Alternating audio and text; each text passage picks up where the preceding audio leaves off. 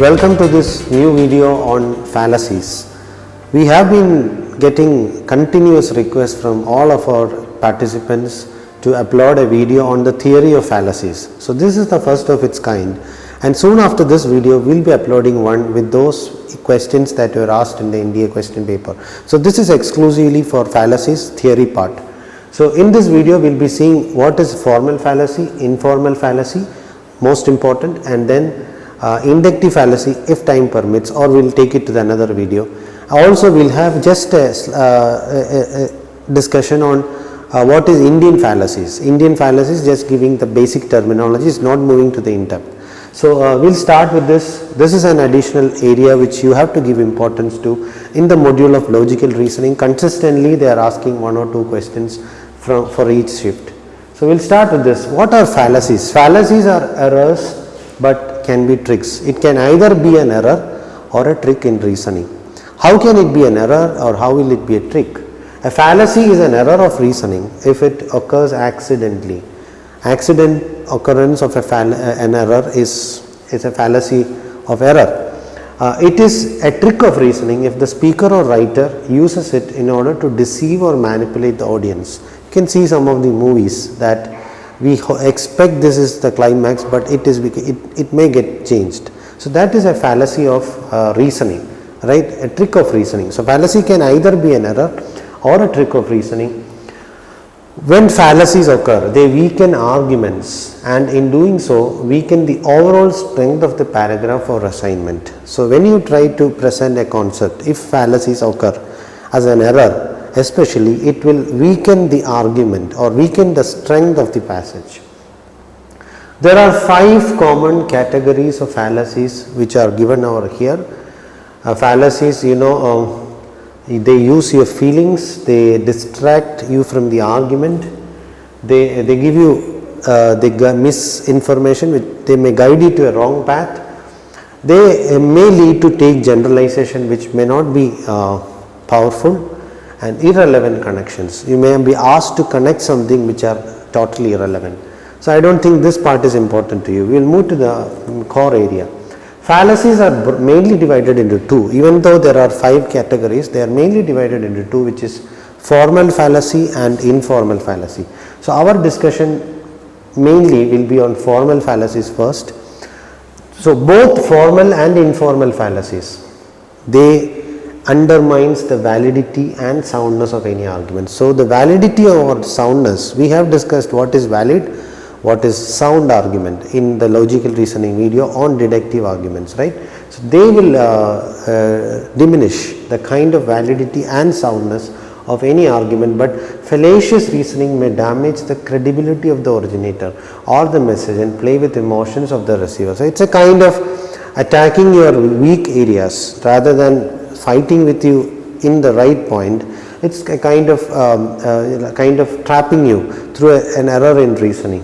So what are formal fallacies? Formal fallacies are errors of logic, basic error, where the conclusion is not supported by the premises. So I am connecting these words with the deductive argument. Deductive argument could be valid, sound. When there are premises are true and the conclusion is also true, we say it's a valid deductive argument. But even though it becomes valid, it may not be logically sound, right? If a true premises and a true conclusion, it is 100% valid. And we also say it is sound or unsound based on certain division. So if you have false premises and a true conclusion, false premises and true conclusion, we say it is invalid. Similarly, in inductive argument, if you have false premises and a true conclusion, then we say it's unsound. So these are some of the words that we often come across. Formal fallacies are errors of logic where the conclusion is not supported by the premises. So it does not really follow the word from. You cannot say the answer is exactly from the argument which has been posted. Either the premise are untrue or the argument is invalid. So validity of argument all were discussed in one video where we did on deductive arguments theory. So let's see an example for how an error creeps in. The premises say all Europeans are Christians, all Russians are Christians. So if I solve this using the Venn diagram method, I will be getting an answer like all Russians are Europeans. This is technically correct, but you think the logical part of this, all Europeans are Christians, how can you say? Even if it's right, how can I say that all Russians are Christians? That's wrong. That's logical error. So the conclusion, even when if it is technically right, all Russians are European, it seems to be something unsound. Logically it is not supporting, this is not real in life. So that is a fallacy actually. Here the premises are untrue because although many Europeans are Russians and Russians are Christians, not all are true. That is, even the premises itself is not valid. You cannot say all Europeans are Christians and all Russians are Christians. All these are confusing. So the two ethnic groups are sets that do not overlap, but the two groups are confused because they largely share one common quality. So we are saying like all Europeans are Christians, all Russians are Christians. They are already linked through stake premises, but logically this is not valid. So what are informal fallacies? Formal fallacies are technically correct, but the meaning is confusing, may not be logically right. So informal fallacies is again, it's like wrong reasoning or logic. Like they are widespread in our routine life, they are based on assumptions. It's kind of inductive fallacy. So we are discussing on the informal fallacies. Formal fallacies, technically are right, but logically they may not be true. But informal fallacies too are logically not supportive, but there is no technical accuracy for informal fallacies. So that is the difference between formal and informal fallacies. Formal, informal fallacies both are logically incorrect, but formal fallacies are supported by technical accuracy, but informal fallacies even they do not have a technical accuracy. So we will be seeing some of the most important informal fallacies today. They are based on assumptions. It's like your inductive reasoning. The first of it is, this is from where you have to be clear about for the NET exam. Petitio principii, the begging the question. Let's see what it is. The murder is morally wrong. Abortion is murder, therefore abortion is morally wrong. So somebody wants to claim that abortion is morally wrong. So what logic he is applying? He is saying murder is morally wrong, which everybody knows. And he is trying to connect his argument with that. Abortion is a murder. So I am saying the abortion is morally wrong. But this could be actually debated by many of you, because not all abortion is a murder. Certain religion says this is a murder, but according to science, due to certain inevitable conditions, you might have to abort due to some health issues, right? So this cannot be treated as a universal truth. There is a scope for an argument, there is a scope for an error. So you are trying to support your argument with something has already, with something which is close to your argument, which this is not, this is right, the first statement is right, but the second one seems to be, he is trying to say this and connect this in order to support his argument. So he is trying to weaken his, if you can question it in a way, then this will be in trouble, this statement. So such a situation is called petitio principii, which is begging the question. We will see how this has become an error in reasoning. Here murder is morally wrong, which all of us agree, but not all individuals agree that abortion is a murder. So the second premise seems confusing, but it is presented the way the premise creates a presumption, it is invalid in all cases. So it has been presented in a way to ensure that your conclusion is right. So it could be debated. So petitio principii is sometimes referred as arguing in a circle. That's important. It is like you are not thinking out of the box, you are coming to the beginning part. You are starting from a point, you are coming to that point itself. How? Through something which will actually support. So this could be debated. So that is the first informal fallacy, extremely important for the NET exam, petitio principii or begging the question. It is also known as arguing in a circle. The next fallacy which we will be going to discuss is accident, a sweeping generalization. So this is the term you have to learn, and you will be seeing this in your options. Sweeping generalization. It is known as the fallacy of accident, and it is of two types. It could be direct fallacy or converse. Let's see the difference for this. Direct fallacy, an example is given over here. murders are to be hanged, so soldiers must be hanged. So this is a generalization but rubbish. All murders are hanged. So if a war happens between India and China, may it not happen, it won't happen too at this situation. So the soldier of an Indian soldier kills a Chinese soldier, imagine, okay. So he is doing a murder, but he is saying all soldiers must be hanged because murders are to be hanged. It's a generalization which is utter nonsense. This is a direct fallacy. Straight away I could say that there is an error. The fallacy results due to the inappropriate use of generalization in both the cases. So he is trying to generalize a statement to something which is totally irrelevant. So that is called a sweeping generalization, and the first category is direct fallacy. The second is converse fallacy of accident. This can happen as an accident. This generalization could happen without the intention, it can happen unintentionally. So here also a norm which applies to special circumstances is blindly extended to the general circumstances. The converse fallacy is committed. So a special case being extended to a scenario, but unintentionally, unknowingly, it is called the converse fallacy of accident. If you argue in reverse order, then converse fallacy is committed. Again, this can also happen like, somebody argues a sweeping generalization. Sweeping generalization itself is utter nonsense. So if you ask a question and try to debate with them, you are wasting your time over that. Why should you debate over an unwanted topic, something which has got nothing to reason in that? So that is known as the converse of sweeping generalization. Even you argue and debate with something like a sweeping generalization is also an error. So that is known as the converse. So it could happen unknowingly too, and the most important explanation is you are trying to debate with a sweeping generalization, which is the second fallacy of its kind. The third fallacy is argument ad verisendum. The pronunciation seems extremely tough, so I am not trying to create an error in the way I am pronouncing.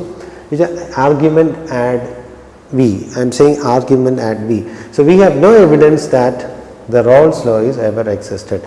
So they must have been so clever, they destroyed all the evidence. So this is an argument. We have no evidence that the Rolls-Royce ever existed. They must have been so clever, they destroyed all the evidence. I will explain and then come to this example again. This fallacy is committed when we choose an irrelevant premise which does not provide any support to the conclusion. So there is nothing, even if I read the premise, we have no evidence that Rolls-Royce ever existed. You can say we have no evidence that Jesus Christ never ever existed, and they must have been so clever that they destroyed all the evidence. So I am saying something which is totally irrelevant, but imagine this Rolls-Royce case too. I am saying something, two things seems connected, but it cannot be a logical conclusion of this. I am saying like we have no evidence that Jesus Christ ever existed. They must have been so clever that they destroyed all the evidence. Or I am saying we have no evidence that Alexander the Great ever existed. They must have destroyed all evidence. So this has nothing within it. It is just a general statement. I am just saying they destroyed all the evidence. So I am not specific what was the evidence or what. When I say this, I have in my mind that such a person existed. Only then they could have destroyed this evidence. So this second statement itself is contradicting the first one. So that is the argument. Argument ad V. That is, you are contradicting your first statement yourself. So you can see this fallacy is committed when we choose an irrelevant premise which does not provide any support to the conclusion, right? So I am contradicting my two statements. The fourth fallacy is argument ad populum. This word could be easily connected with the explanation of this population. You have seen political parties trying to motivate people and trying to inspire people to vote for them, right? They are trying to gather the people towards them to inspiring speeches. That is called argument ad populum. So there may be people who just get motivated by the talk itself and they start doing something. So this fallacy is committed when a speech appeals to emotion and stirs up love or hatred. Generally, political speeches fall under this category. We get inspired and sudden voting happens, but after that we may think, oh, I should have done it the other way. So in Shakespeare's Julius Caesar, when Mark Antony instigates the crowd to take revenge on Caesar's killing, so that is an example, the best example in the history of what is ad populum. The fifth is argument ad misericordiam. Argument ad misericordiam. This is an appeal to pity.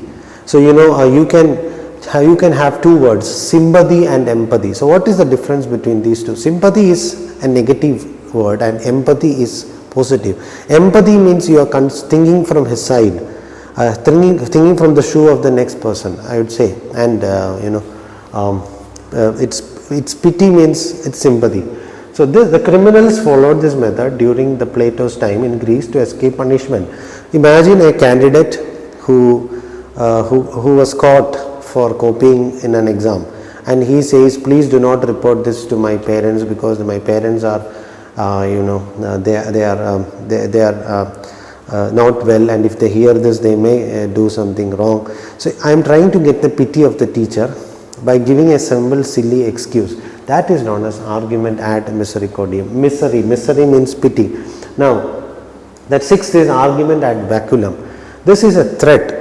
If somebody threats you that if you do not do this, I am going to shoot you. Or baculum is one method followed by those who are in power, who supported by the political authorities try to enforce their ideology, whether religious or social. Somebody is trying to force you to do this. That is again a fallacy. You have argument ad baculum. The threat may be to life or property or possession. Baculum has all the features of totalitarian mindset and hence undemocratic. This is undemocracy. India we have democracy, right? Argument ad ignorantium. God exists because reason has proved that God does not exist. So what is happening in this? This you read twice.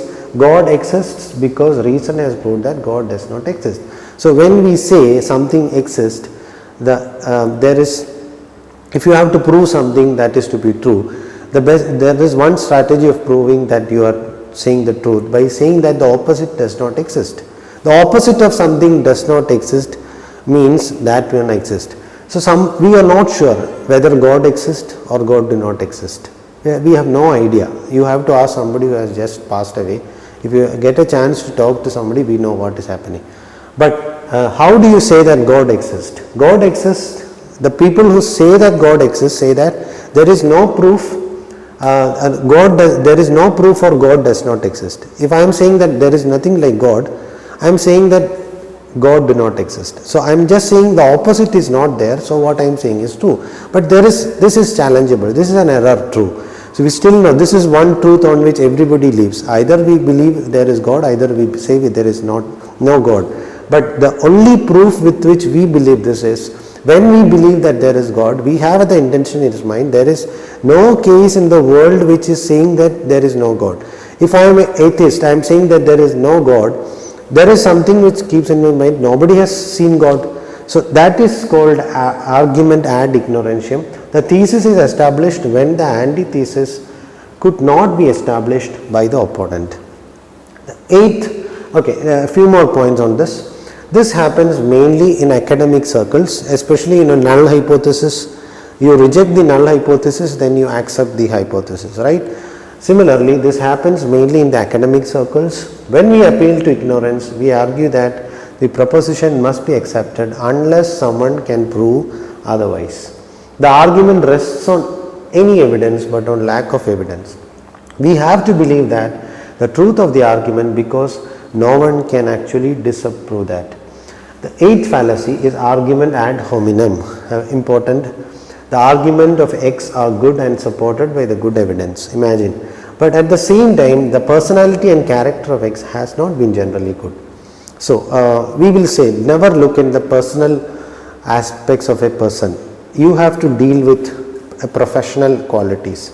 Imagine I am a person who has got lot of bad qualities within me, and you must only judge me on the way I am teaching to you. Am I doing justice to the content? Am I teaching you the right thing in the right way? You should not look into my bad qualities and then criticize, no, this person is bad, so I should not follow his classes. That is not a fair way. So if you follow something like that, you are creating a kind of error in your reasoning. That is known as the argument ad hominem. The argument of X are good and supported by the good evidence, but at the same time the personality or character of the X has not been generally good. Here we shift our focus from the premises of personality of the person putting the argument. So this fallacy happens rarely in academic circle and mostly in political circles. Academically we do not bother about that, but politically people used to bring down the opposition by giving such arguments on certain personal aspects. And this is also an error in reasoning. Rivalry is behind committing this fact. Yeah, that's for sure. Somebody has to bring the other person down. Example, Madan roots for an Indian football team. Clearly he is unfit to be a police chief in a small city. So I am saying he is a player of Indian football team, so he cannot be the police. How can he say that? It's not, you are contradicting and you are thinking of his personal aspects to move against him. All people from this island are liars. How can you generalize? Ignorantia elenchi. This is another fallacy, which is 9. It is not the case of missing the bus, but it is a case of the bus missing the route. It is a case of reasoning going astray. So you make an argument that is not that might be true technically, but it is never possible. For example, I was waiting for a bus. I wanted to go by the 10 o'clock bus, but I was late for 5 minutes. I couldn't catch the bus. So what I say is, instead of saying that I missed the bus because I was late, I am saying the bus went through a different route, so it didn't come to my place, so I couldn't catch the bus. So I am saying a logic that might be true, but it is totally nonsense. It is out of my ignorance. Ignorantia elenchi, right? Here we get some conclusion which is quite different from the expected or intended one. Instead of proving what is intended, we prove something totally different. You say something for the sake of it, but it is totally wrong. Now the 10th is the fallacy of a complex question. Complex question is an example of clever way of manipulation in order to checkmate the accused in a particular opponent or opponent in general. This happens in the court. You ask someone a question, you want to trap him, you ask, even if you say yes or no, in any answer you give you will be trapped. That is a complex question. To trap someone we give a very tricky question. The question is framed in such a way that if it is admitted, he can only admit two answers, yes or no. No matter whether the answer is chosen, the accused walks into a trap. So this prominently happens in the legal field. I can say there was an interview that happened to the Facebook CEO, not an interview, actually a legal formality in the court that has been published in the YouTube, where the CEO of Facebook, Mark Zuckerberg, is being asked various questions by the judge, and you can see how he replies to these questions. He is saying like Facebook does this, he is not saying yes or no. That if he say yes or no, he will be trapped. Do Facebook share personal details to the companies? That was a question I remember. In that, Mark Zuckerberg say yes, he is not saying yes or no, because we know Facebook actually shares. If they say yes, they will be troubled. If he says no, he is lying. So what he is saying is Facebook do not share personal details to anyone. That is what they say. The straw man argument, this MP thinks, an example is shown that we can solve all our ecological problems by driving a hybrid car. So it's imagine it's a case of air pollution. So people are moving from this combustion engines to some hybrid solution. Imagine, and an MD makes an argument that if everybody moves to this, we can bring down the air pollution. He is making some jet, but it is utter nonsense. How it is possible immediately? He is not giving any proof or anything. He is just giving a statement. It is like a weak argument. Somebody will say how this foolish dreams have been. We have seen people who make plans, lot of planning, but execution is very low. That is the most difficult thing. So making dreams which cannot be realized is known as a strong man's argument.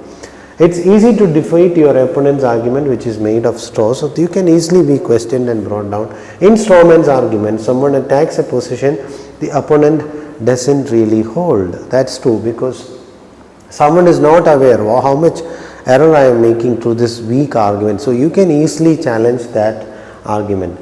Slippery slope. This type of fallacy occurs when we assume one action will initiate a chain of events. So imagine that it is because of this action that all these are happening. It will result in an undesirable event for a later stage. We may think that it is because I did this in my past birth, I am suffering now.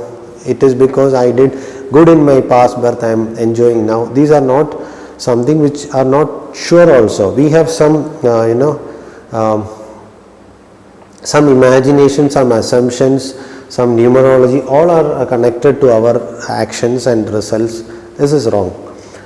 We assume that the final event is inevitable or something. If children are allowed to use mobile phone, it will have a negative impact on studies. This is something which we used to generalize till before the COVID. But after COVID, what happened? There is an interesting and a funny ad that has been circulated a lot on June 1st when the schools are reopened in India. Before COVID, everybody used to say mobile phones are banned in the schools, but now they say the school is inside the mobile phone. You need not come to the school. You watched the programs through a mobile. So you cannot make predictions. Anything can go wrong. Red herring fallacy, which is also known as irrelevant thesis. The red herring is an irrelevant topic or fallacy and is introduced in an argument to divert the attention of the listeners from the original issue. So this happens in movies. The suspense is maintained by slightly diverting the attention of the listeners. In novels, especially in the novels of Sherlock Holmes, you could have read, this fallacy is used in detective or suspense novels in literature. The listeners will be induced to make false conclusion, but finally you come to the right answer. A teacher catches a student cheating during the exam. The student replies, I know I have made a mistake. Kindly think of my parents, they will feel. This is a kind of pity generating argument, plus the teacher is being misled. So I would say the student uses a red herring in the response. He tries to appeal to the pity to distract the teacher from the real issue, right? Now we have to see the fallacies due to ambiguity, which we will be discussing in another video number 2 in the series of fallacy. So thanks for watching this video. Happy learning. I hope you have understood the concept of fallacy very well. We have discussed more on the informal segment. So all the best, prepare well, follow the next video which will be uploaded soon.